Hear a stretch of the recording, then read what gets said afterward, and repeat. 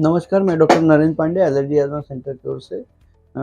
आज हम लोग चर्चा करने वाले हैं एंजियोएडिमा के बारे में। बहुत लोगों का बहुत ओंठ फूल जाता है, आँख फूल जाता है, वो कभी-कभी चेहरा फूल जाता है, आँख इतना फूल जाता है कि आँख ही बंद हो जाता है, दिखता नहीं है। इसको एंजियोएडिमा बोलते हैं, एचएई हेरेडिटरी एंजियोएडिमा ज़्यादातर ये होता है। जो नए दर्शक हैं उनको मैं धन्यवाद करता हूँ।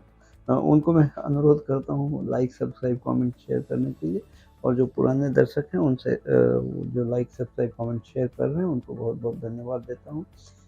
इस तरह का लाइक, सब्सक्राइब, कमेंट, शेयर करते रहिए, इसका मैं अनुरोध करता हूँ। बहुत लोगों को ये अचानक से ओंठ फूल जाता है, अचानक से आँख फूल जाता है, आँख फूल के एकदम बाहर सा आ जाता है, जैसे बिल्कुल आँख से दिखाई देना बंद हो जाता है। कभी-कभी चेहरा फूल जाता है। इसको एचएई या एंजियोएडिमा बोलते हैं। एंजियोएडिमा ये एक तरह का ऑटो इम्यून डिसऑर्डर के तरफ से भी देखा जा सकता है। ऑटो इम्यून डिसऑर्डर ही है ज़्यादातर, और ये बड़ा परेशान करने वाला चीज़ होता है। कभी-कभी अगर रेस्पिरेटरी ट्रैक्ट में इस तरह का एंजियोएडिमा वाला स्वेलिंग हो जाए, तो जानलेवा हो सकता है।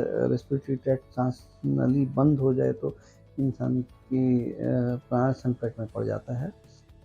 और ये बड़ा तकलीफ़देह चीज़ होता है। यह आप समाज में भी सामने उठ बैठ नहीं सकते हैं।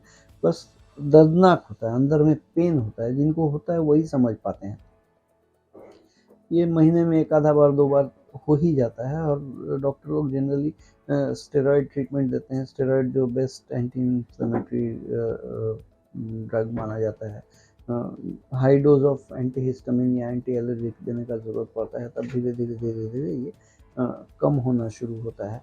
और ये एंजियोएडिमा जब शुरू होता है लोगों को, तो कुछ देर पहले ही 1-2 घंटा, आधा घंटा पहले ही भाँप जाते हैं कि नहीं अब होने वाला है, क्योंकि ओठ में, आँख के बीच में थोड़ा-थोड़ा चुलबुलाहट सा महसूस होना शुरू होता है।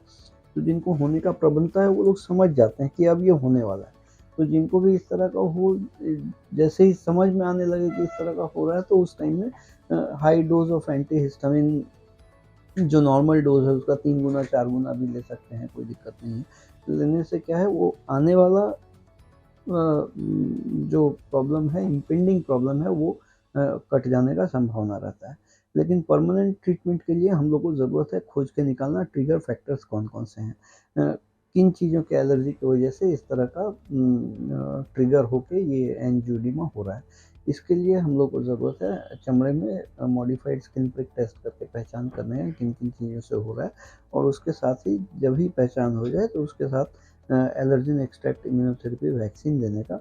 ये वैक्सीन लेने से धीरे-धीरे बॉडी में उन चीज़ों के अगेंस्ट इम्यूनिटी डेवलप हो जाएगा, और इम्यूनिटी डेवलप होने से लेकिन इस बीमारी से निजात पाया जा सकता है।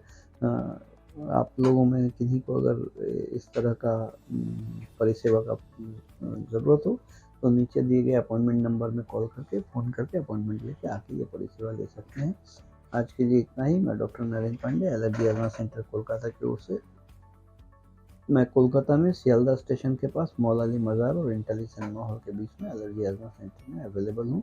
आप अपॉइंटमेंट लेके आके ये परिसेवा ले सकते हैं। आप लोग स्वस्थ रहें, खुशहाल रहें।